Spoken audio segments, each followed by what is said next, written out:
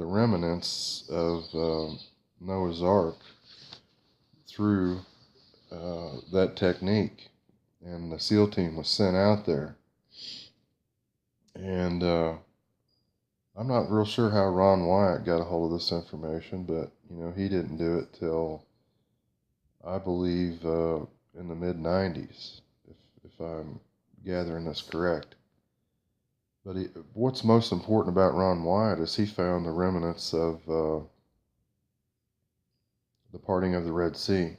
You see, there was a battalion that was considered special forces, stuff like that, black ops, whatever you want to call it. But they were decked out in gold, from their chariots to the gold swords to their gold breastplates, helmets. Their horses were decked out, and the remnants of these artifacts, from the gold chariot wheels to their chariots themselves, are actually in where the Bible gives specifics on where the Red Sea was parted. And he actually dove down in, or dive, however you want to say this, and found remnants. Actually brought these up and found out that the smeltering techniques and stuff like that actually gave the correct dates and stuff like that. So this guy, I don't know, he says he found Noah's Ark, but he didn't. But he did confirm it, which was already confirmed. It's just that you didn't have, from what I understand, didn't have access to information at that time. It was already plumaged through. The artifacts were already taken out, which were the tablets. And these tablets were our Father's word to Noah. Basically, like the Ten Commandments and guidelines before the Ten Commandments were even given to Moses on the mountain through the burning bush. So there was guidelines far beyond what we know about, and those tablets give reference to that, bottom line. And that would give reference to other civilizations that were before us. And you'll see research done by people that have spent their entire lives researching these things. And I also want to give reference to the Giza pyramids.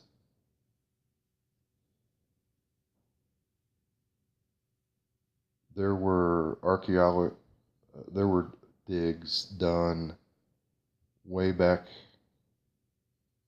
1900s, 10s and 20s, that chambers were actually closed up after this. It gives reference to human history in the background. And this has been concealed to humanity. And there's other places around the world that also gives reference to this about true history of humanity. And it's been concealed from us. For instance, Naval Academy and West Point, in their war room, when they study war, from my findings, don't give reference or credibility to Israel's wars because they've been so spiritual, is another way to put it. Unbelievable odds, and they've won because our Father has protected this country and gives reference to it. And it says that they shall not divide his country, and yet the UN has gone in and divided it. Damascus in ruins. All this in the Bible gives reference to all of these particular things that are going to take place. And that's why I give reference to Revelations 12 in September the 23rd. All this gives reference to these events that are supposed to take place. And I try to do my best to give warning about all this. But just the fact that the UFOs and stuff that I've been around are not exactly have our best interests at hand, and they know people that have the armor of God, are Christians, they stay away from, because they know that they can't be abducted, they can't harm them. Of course, these other moles and mules that I call, that are human, satanic people, they do whatever they want for them because they've given their soul up to them, which is stupid. You have no idea what is waiting for us after this life, after this trial. It gives reference to that, streets of gold. You think the technology and stuff down here is something great to look at, because it's not. This is nothing. You think we're free down here, but yet we have homeless on the streets that are again being taken to these FEMA camps and killed off, used as sex slaves, used as slaves. When is it a crime to be homeless? It's a crime that they've taken our tax money and used it for weaponization, and in the capacities that they've used it for. I think everybody realizes that now, that our money could have been used for better purposes. You have to take care of everybody from the ground up to have a good civilization. Our leaders have run this place in the toilet and are flushing it right now. The tunnels that I give reference to, they're being dug underneath of us right now. You see these military vehicles on these railroads, but you don't see them often being packed in ships and sent off.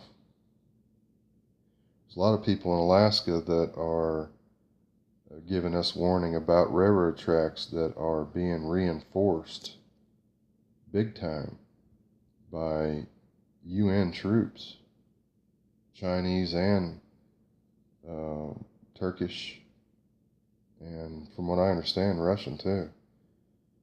You see these signs popping up that are in Chinese and other languages at our borders from Mexico to Alaska.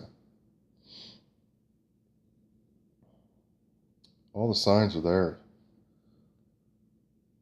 You just have to wake up and see, smell the coffee. We're at war right now, not only with the stuff that's being sprayed in our air, but the chemicals in our food. McDonald's. Have you seen the silly putty that's in how they make their chicken nuggets? How about the human flesh that's been found by researchers that have gone around to various fast food restaurants and tested their meats and stuff? Do you know about that? Where do you think these homeless are going? Where do you think these people that are disappearing from these forest reservations and other various places? I think it's too late, but if you do your research, you'll find out that what I'm saying is just a summary of what is really going on.